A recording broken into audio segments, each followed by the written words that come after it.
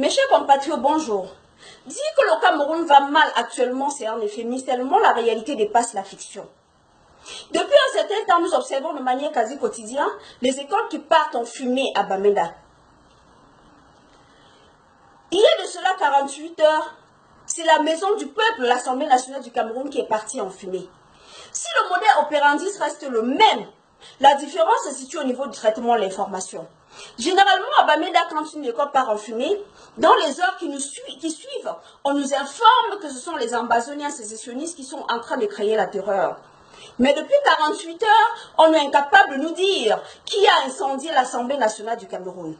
Tenez-vous tranquille, l'Assemblée nationale du Cameroun est la troisième institution la plus gardée au Cameroun, si ce n'est la deuxième.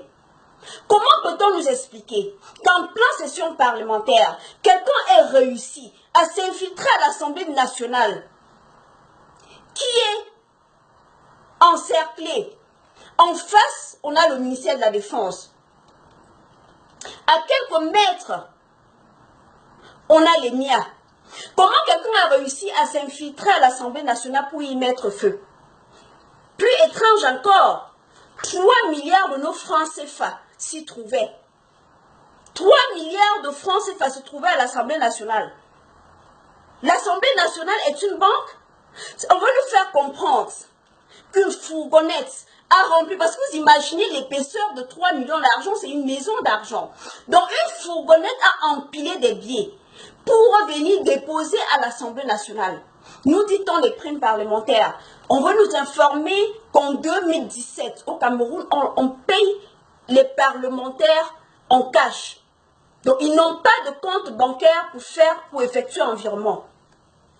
La vérité, mes chers amis, c'est qu'ils, sentant la fin du régime, les vautours autour de Biya sont en train de s'organiser, non seulement pour piller le peu de ressources qui nous restent, de peu de richesses qui nous restent avant de partir, mais aussi pour mettre notre pays à feu et à sang.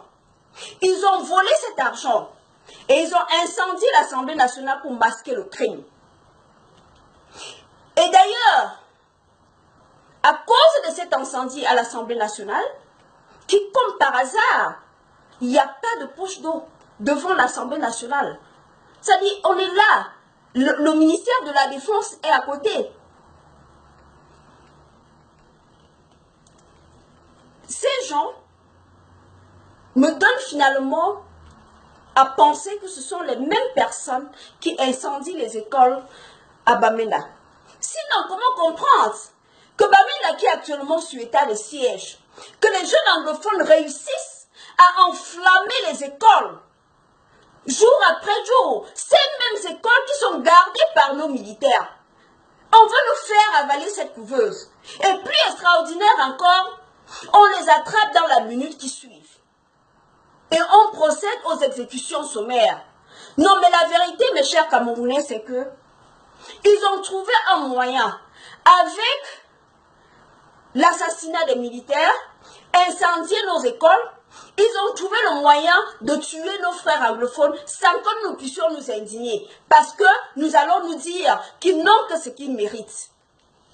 Mais la réalité, avec ce qui se passe à l'Assemblée nationale, nous montre que les terroristes sont au sein du pouvoir. Ils sont assis au Cameroun, à Yaoundé.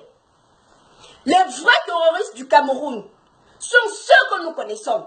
Mais pas ces pauvres jeunes anglophones qui sont aujourd'hui terrés dans leur maison, dans la bourse, ou en exil au Nigeria, terrorisés par la peur. Mes chers Camerounais, restons très vigilants. Parce que Biya ne veut pas partir sans complètement mettre notre pays à ruine. Biya et son groupe de sanguinaires ne veulent pas quitter le pouvoir sans que le Cameroun ne soit devenu des cendres. Faisons très attention et restons très vigilants. Je vous remercie de partager cette vidéo. Abonnez-vous à ma page. Le peuple doit rester très éveillé. Que Dieu bénisse notre pays. Je vous en remercie.